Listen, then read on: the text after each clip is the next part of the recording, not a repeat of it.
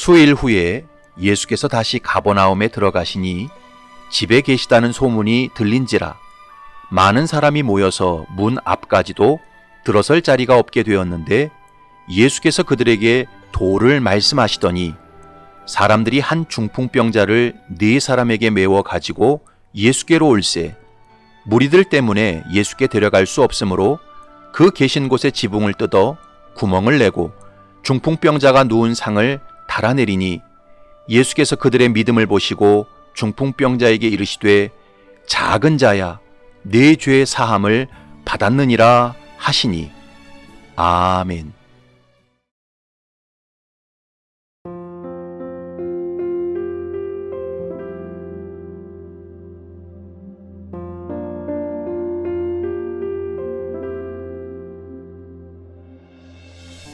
빅픽처를 그려라는 책이 있습니다.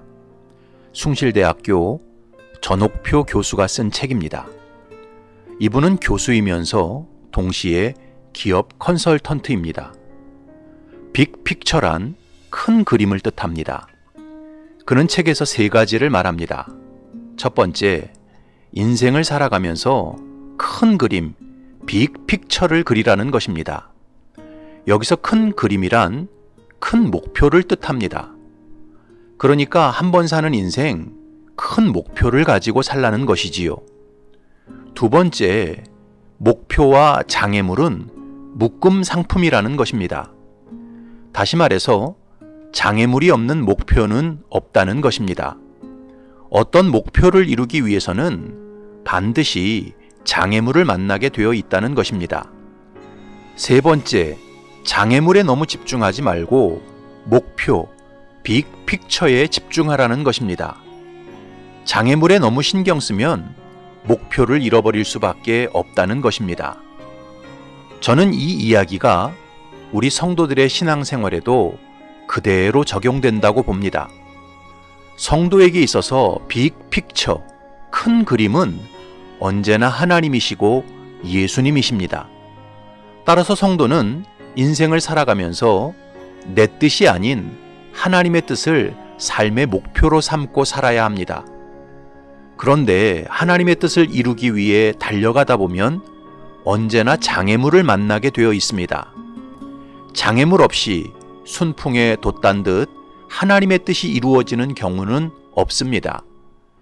그럴 때마다 성도는 장애물에 집중하지 말고 전능하신 하나님을 바라보고 집중해야 합니다. 그럴 때 우리 인생의 빅픽처, 하나님의 뜻이 성취됩니다. 오늘 본문에 보면 중풍병자와 4 친구들이 예수님 앞으로 나아가고자 하는 빅픽처를 그렸습니다. 예수님을 통해 인생이 새로워지고자 하는 큰 목표를 세웠지요.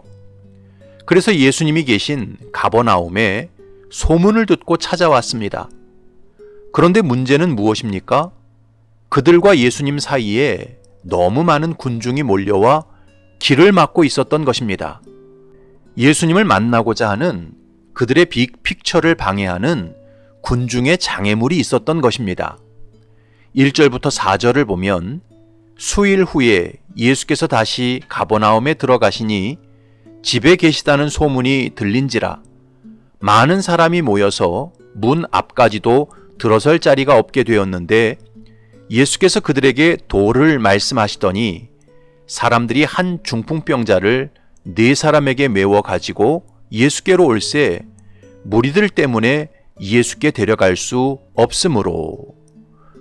중풍병자와 4 친구들은 예수님을 만나기 위해 찾아왔지만 군중이라는 장애물이 그들의 앞길을 가로막고 있었습니다.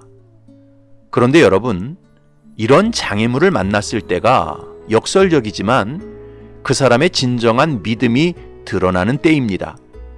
장애물 앞에 섰을 때가 내가 품고 있는 빅픽처가 진정한 소망인지 드러나는 때입니다. 오늘 본문의 중풍병자와 4 친구는 군중이 예수님 앞을 가로막고 있을 때 어떻게 행동했습니까? 4절을 보면 그 계신 곳에 지붕을 뜯어 구멍을 내고 중풍병자가 누운 상을 달아내리니. 많은 군중으로 인해 도무지 예수님 앞으로 나아갈 수 없었을 때 중풍병자와 네 친구는 예수님께서 계신 집의 지붕 위로 올라갔습니다. 그리고 그 집의 지붕을 뜯어냈지요. 그 다음 구멍난 지붕 밑으로 중풍병자를 달아 내렸습니다. 이런 중풍병자와 네 친구의 행동을 예수님께서는 믿음이라고 말씀하셨습니다.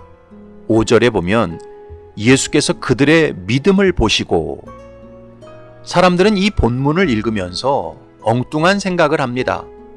자기가 원하는 것을 이루기 위해 남의 지붕을 막 함부로 뜯어도 되는 거야? 지붕을 뜯으면 먼지가 많이 날릴 텐데 예수 믿는 사람들이 그렇게 주변 사람들에게 민폐를 끼쳐도 되는 거야? 이런 식으로 본문을 바라봅니다. 그러나 이런 생각은 본문이 기록된 의도와 전혀 상관이 없는 것입니다. 마가와 다른 복음서 기자들이 이 사건을 기록한 이유는 예수님을 만나기 위해 주님 앞으로 나아갔던 사람들에게는 언제나 장애물이 있었다는 것입니다.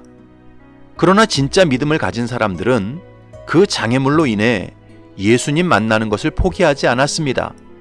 사람들의 시선이나 비난, 상식이나 전통, 이런 장애물 때문에 예수님 앞으로 나아가는 것을 멈추지 않았습니다. 도리어 어떤 대가를 치르더라도 모든 장애물을 뛰어넘어 예수님 앞으로 나아갔습니다. 그랬을 때 그들의 문제는 해결되었고 새로운 인생을 살게 되었습니다. 이것이 바로 진짜 믿음을 가진 사람들의 공통점이었습니다. 마가복음 1장의 나병 환자도 사람들이 모인 곳에 나타날 수 없는 처지였지만 율법 규정과 사람들의 따가운 시선을 이기고 주님 앞으로 나아갔습니다. 마가복음 5장에 12해를 혈루증으로 앓던 여인도 부정한 여인이었기 때문에 결코 다른 사람을 만지면 안 되었지만 믿음을 가지고 예수님의 옷자락을 만졌습니다. 마가복음 10장에 여리고의 소경 바디메오도 사람들이 계속 꾸짖어 잠잠하라고 했지만 그 모든 비난을 극복하고 예수님의 이름을 계속 큰 소리로 불렀습니다. 이처럼 예수님을 만나고 인생이 새로워진 성경의 인물들은 모두 장애물 앞에서 꺾이지 않았습니다. 도리어 모든 장애물을 무시하고 극복했지요. 이런 성경의 기록을 통해서 오늘을 살아가는 성도는 분명히 깨달아야 합니다. 믿음의 진가는 언제나 장애물 앞에서 드러납니다. 장애물 앞에서 보이는 나의 반응이 내 믿음의 진정성을 나타냅니다.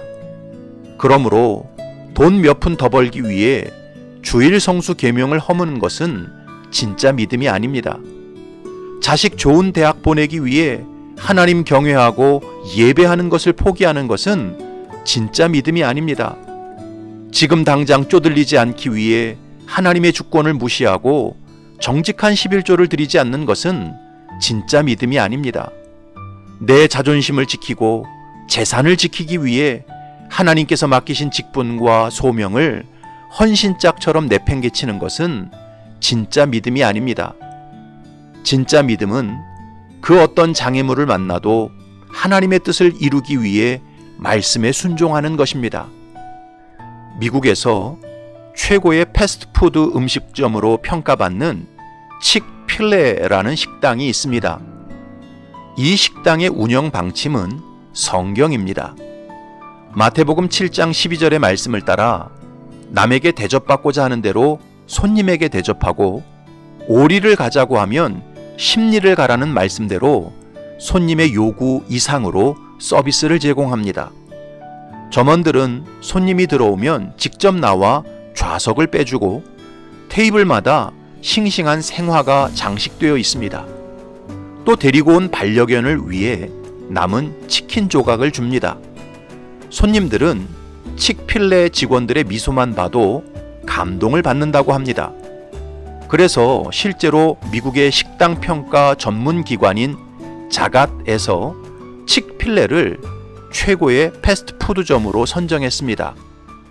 더 놀라운 사실은 이 회사가 말씀에 따라 주일날에는 문을 열지 않는다는 것입니다. 보통 패스트푸드점은 매출의 15%가 일요일에 발생한다고 합니다. 따라서 주일에 문을 열지 않는 것은 패스트푸드점 입장에서는 어마어마한 손실입니다. 그럼에도 불구하고 칙필레는 주일에 문을 열지 않습니다. 하지만 놀라운 사실은 칙필레가 세계 최대 패스트푸드 체인점인 맥도날드보다 1년 평균 매출액이 더 높습니다. 칙필레의 회장인 트루엣 캐시는 주일날 문을 열지 않는 것이 자신이 사업하면서 내린 결정 중에 최고의 결정이라고 고백합니다. 사랑하는 성도 여러분, 예수님을 믿고 따르는 길에는 언제나 장애물이 있게 마련입니다. 그런데 그 장애물 앞에서 우리 믿음의 진가가 드러납니다. 바라기는 저와 여러분의 믿음이 장애물 앞에서 꺾이고 물러서는 믿음이 아니라 오늘 본문의 중풍병자와 내 친구의 믿음처럼 어떤 장애물도 극복하는 진짜 믿음이 되시기 바랍니다. 그래서 이 땅에서도 하나님의 능력과 역사를 풍성히 경험하고 저 하나님 나라의 복된 상속자가 되시기를 주님의 이름으로 축복합니다. 아멘.